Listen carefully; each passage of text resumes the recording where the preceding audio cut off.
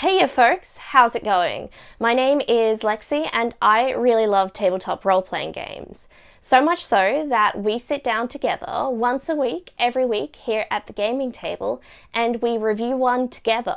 If that concept sounds interesting for you, I highly encourage you to subscribe and keep watching today's video. If you'd like to do something extra special for the gaming table, there is a link in my description box to my Ko-Fi page where you can donate to the channel. All donations go straight back into the running costs of the channel, so it is deeply appreciated. I pop a little thank you at the end of my videos to the folks who have donated in the previous month. Of course, you don't have to donate. I just appreciate having you folks around watching these videos and discussing these games with me. I picked up today's game kind of on a whim. One of my friends had been talking about it and she was really excited about it, and then I saw it and I was like, oh yeah, I should actually check out this game. It's a pretty well-known new publication, so it's kind of funny that I forgot about it. It's nice to have friends who are in the hobby. Sometimes I can really forget what new games are coming out because life gets too crazy. Today's game is a science fiction horror role-playing game.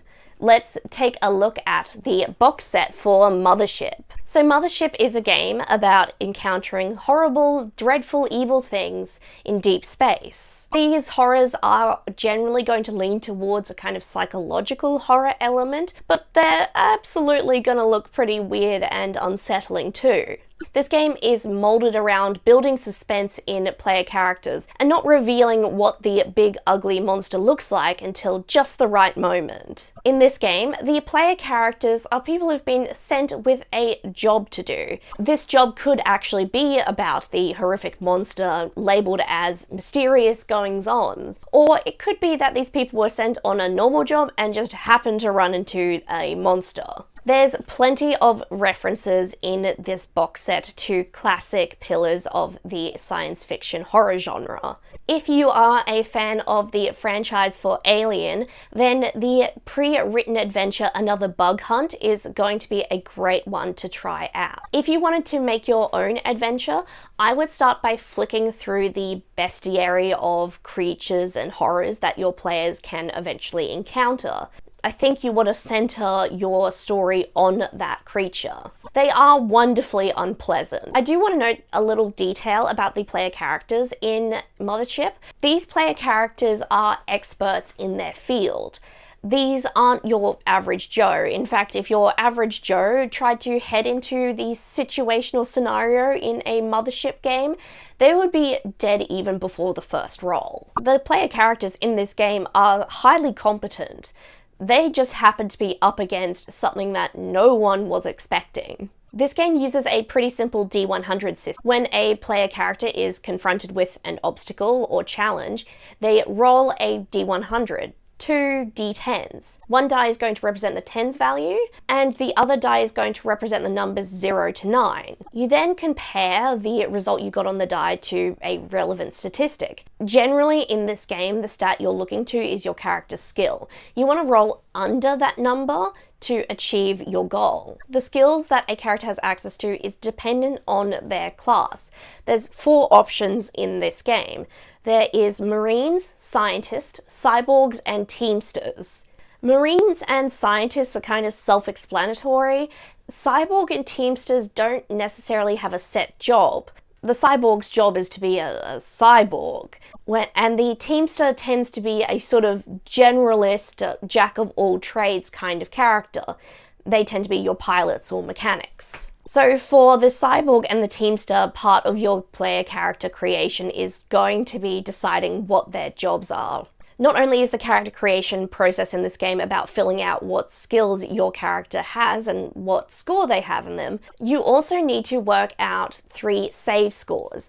These are sanity, fear, and body. The choice for 3 stats is really telling to me. You also are going to have a stress score and a trauma score. These sort of determine how your characters act when they're thrown for a complete loop and they're relying on their instincts. You then of course need to work out some of the other, smaller details like what your character is carrying, names, and any interesting details about their appearance.